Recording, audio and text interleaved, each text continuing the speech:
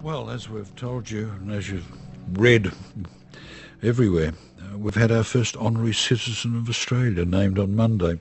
Raoul Wallenberg, the Swedish diplomat who saved tens of thousands, some put the number as high as 100,000 Hungarian Jews from deportation and certain death at the hands of the Nazis. Wallenberg already recognised as an honorary citizen of the US, of Canada, Hungary, Israel, and around the world you can find monuments, sculptures, paintings, records and movies, as well as festivals, exhibitions, streets, parks and trees, commemorating Wallenberg and his deeds. There are schools and events and awards in his name as well.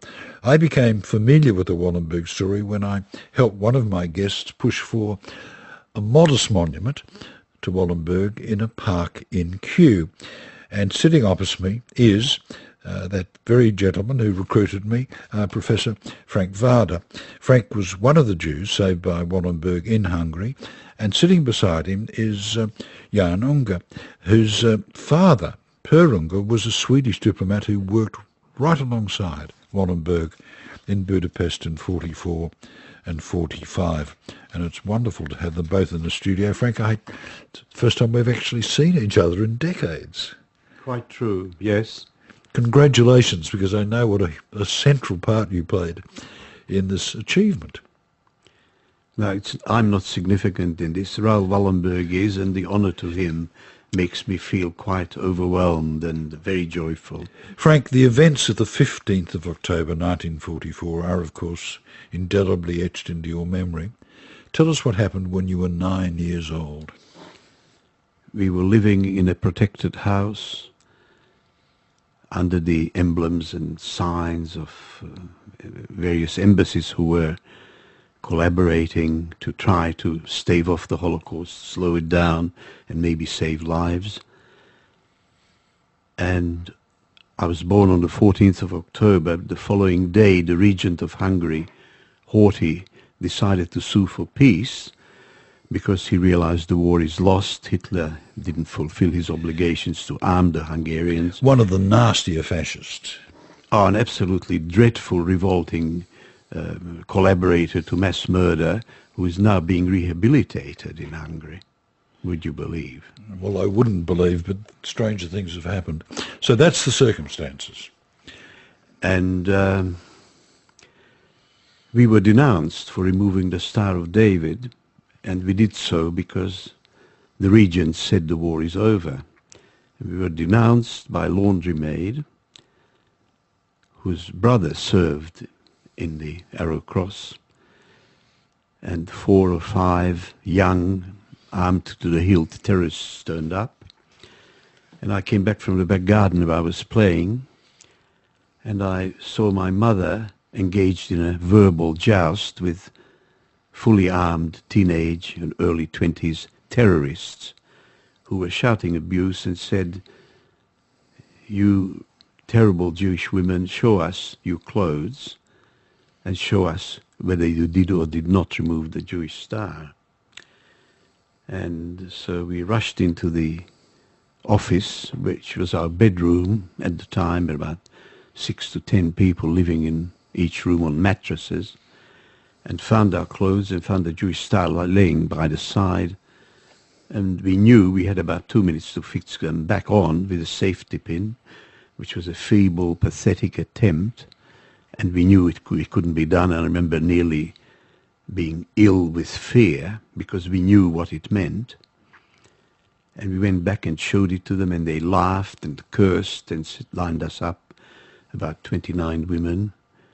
And they were going to take them to punish them. And my mother said, "You're not coming." And the Arrow Cross said, "We're not taking the child." And I went with them. And they marched us along a street called Szabolcs next to the small place where we lived. This was a maternity hospital.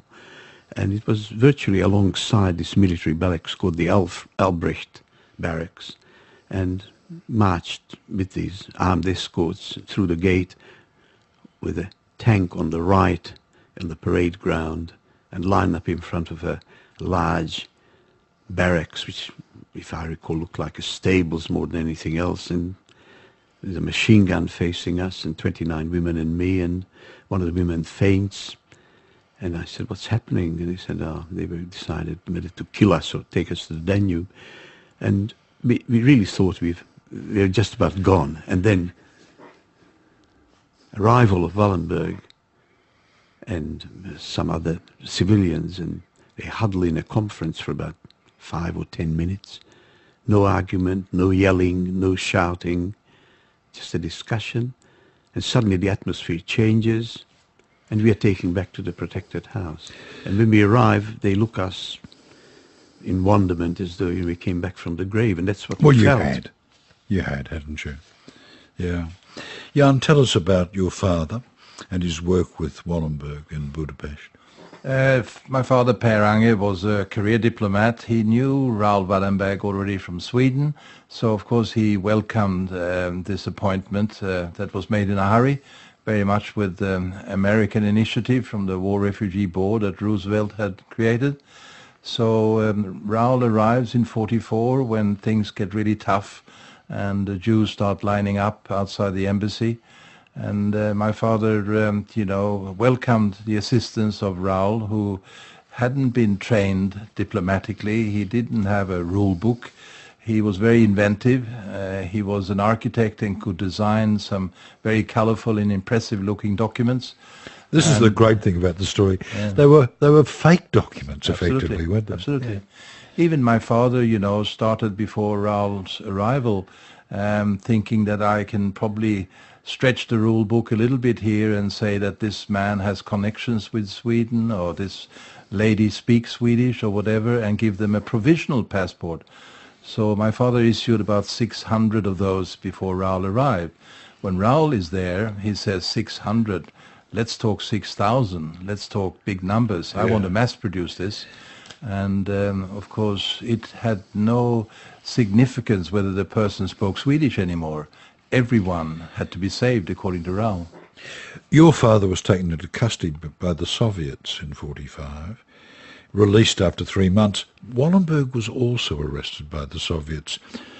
He wasn't released.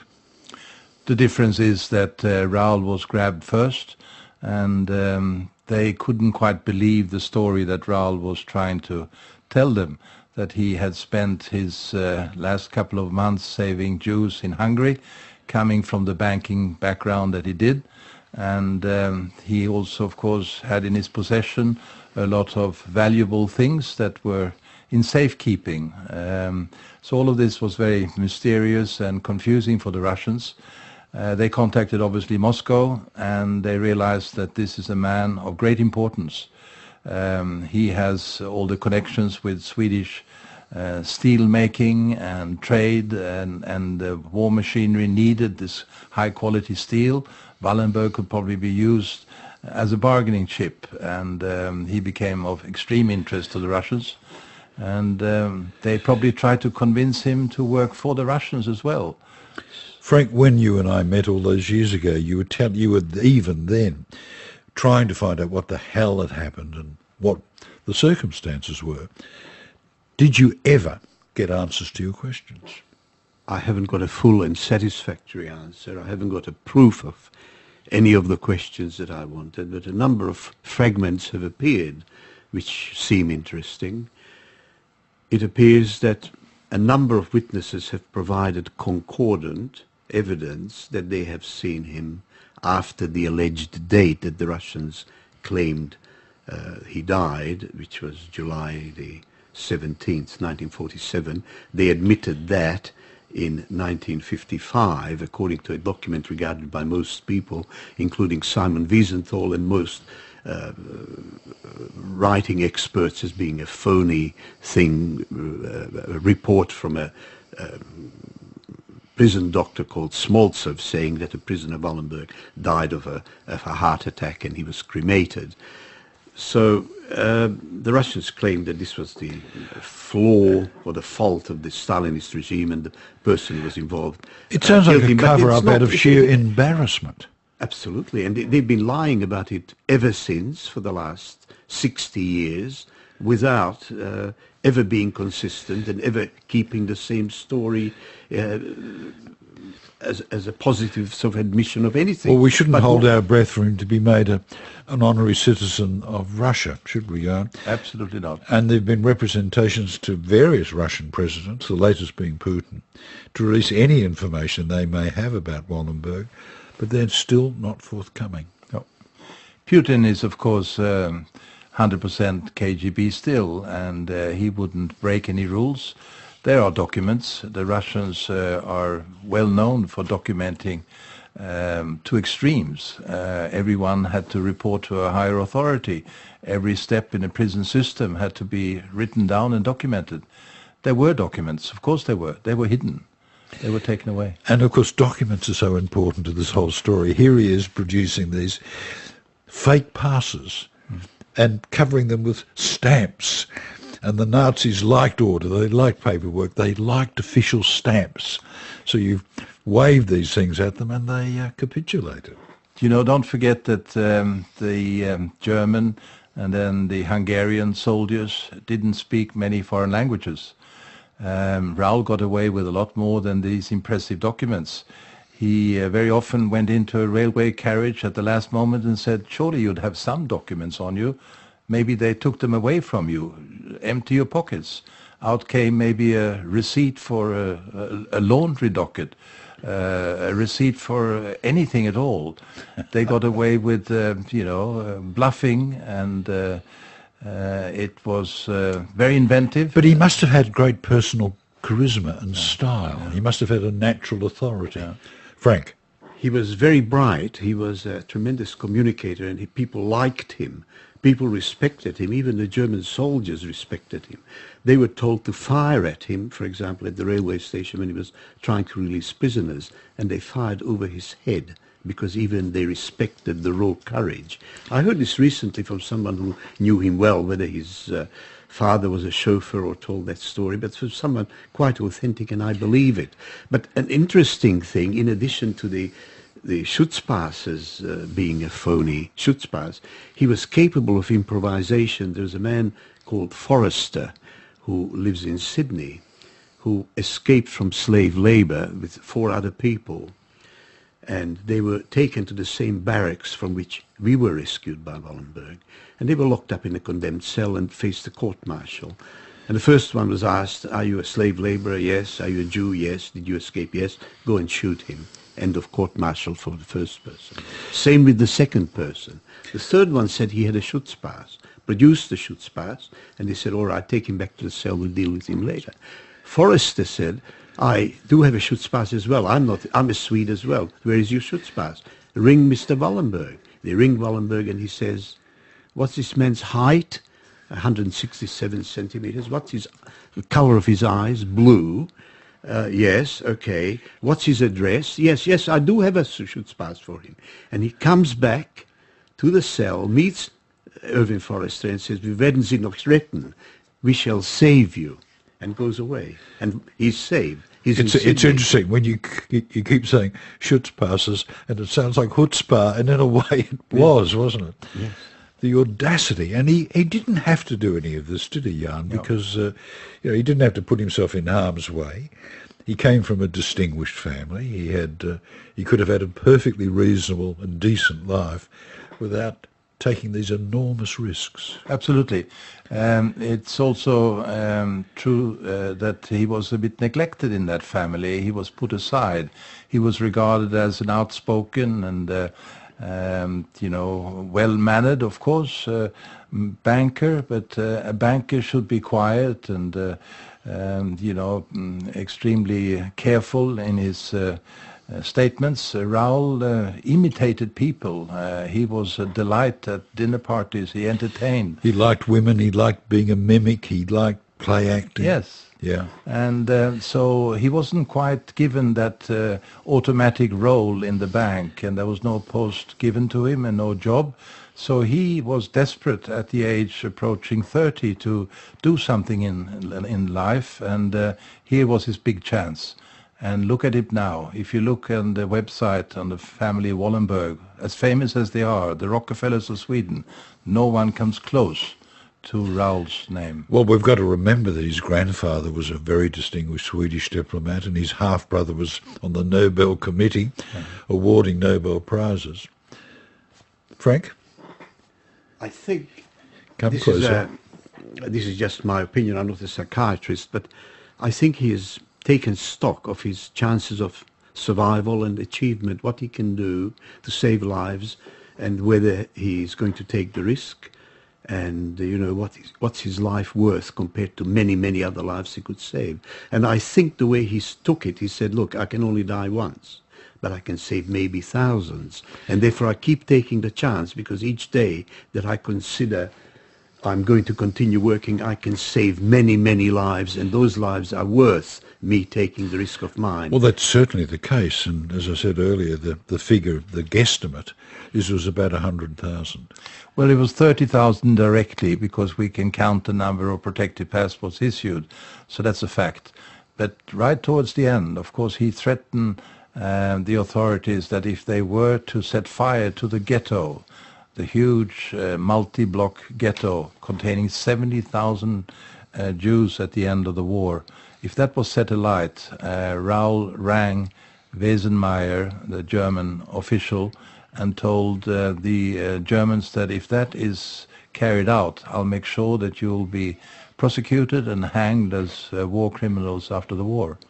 That may have stopped it, and 70 and 30 makes 100. So if you consider the descendants of those 30, 40, 50, you'll exceed 100,000 in any which way. And the point is, he put his own life at stake, totally as a matter of humanity, for people he did not know.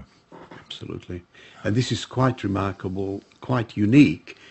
And when a low-level official many decades ago, after I lobbied for him to be given an award by this country, said it would open the floodgates. And you can say to yourself, what? Many other people, saving 100,000 people, will apply for honorary citizenship. Are you telling what me a ridiculous thing. there was resistance to the idea of honorary citizenship? There's no legal precedent for this, and it's a tremendous credit for this government to have done it and made a new provisional possibility for somebody to become an honorary citizen after examining the legal situation. It's a tremendous credit to the people who have done it this time. I remember you and I talking about him all those years ago, and you used the term righteous Gentile, which I hadn't actually heard before. Tell us what that means, a righteous Gentile. Hasid amot haolam in Hebrew, that's probably the only phrase I know in Hebrew. It means, in translation in English, a just man. In Hungarian, it means egy igaz ember. It means a non-Jew, a Christian, who sacrifices his life or takes risks with his life in order to save a Jew, and to save one life, according to the Talmud, which is the book, Is to save humanity. is to save humanity. Okay. I wonder, Jan, whether in fact he was a Christian in any more than a token sense. He was a humanitarian. Yeah, that's what I would have thought. Way back, Yes. there were some traces of Jewish blood in the family, but he was a humanitarian above all. He was confronted with the race issue in other places, in Haifa, in South Africa, earlier on. He was desperate to help and to show his skills, which weren't recognized by the family and the bank. He got his chance and his revenge, I think. The Swedes must be very proud of him. We are. On the other hand, in Sweden, heroism is something different. We look up to heroes of all sorts in sports and music and so on, but it's the tall poppy syndrome. We put them down fairly quickly. Now that the whole world is recognizing Raoul, it's becoming more common in Sweden to accept that, yes, this was a hero after all. All the lives he saved, of course he was a hero, but I'm so grateful for the country I now live in, Australia, that's taken this initiative and the government supporting it, because Sweden has been rather slow in chasing the facts.